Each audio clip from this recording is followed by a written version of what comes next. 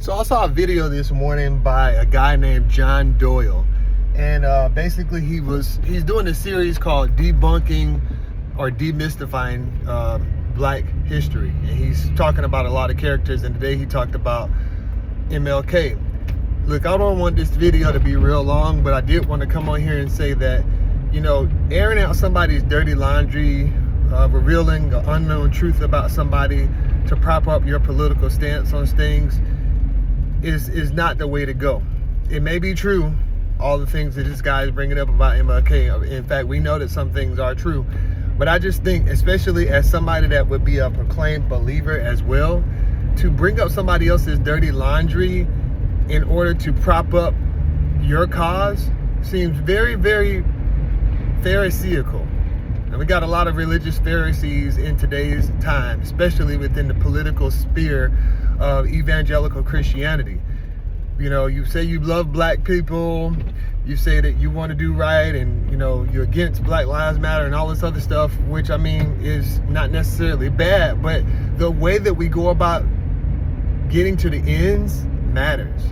And if we want to bring up people's dirty laundry to prove a point, I don't know, it just reminds me of, you know, Jesus talking to the people that brought this woman before him because she was caught in the act of adultery, and he said, "He that's without sin cast the first stone." He didn't justify the woman's adultery, neither did he justify the man that they didn't bring.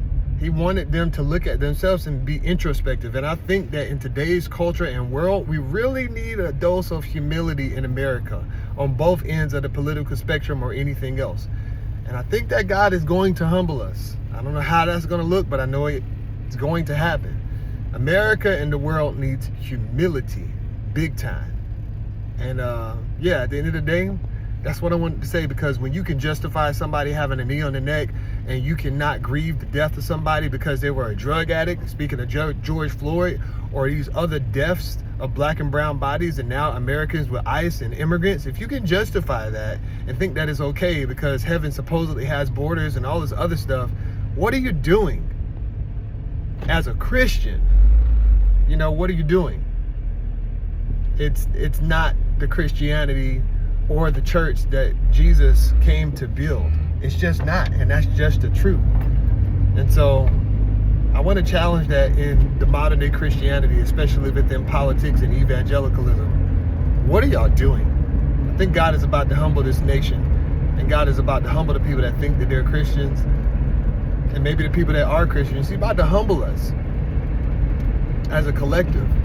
I think that we got some tough times ahead because we need to be humble. We are way too proudful, and we're treating people bad. And God is not pleased. He's not pleased as you may think. He's not on your side as you may think. He's on his side. And I just think that some humbling times are coming. That's what I wanted to say in a nutshell. I can go long, but I'm not. Y'all have a good day.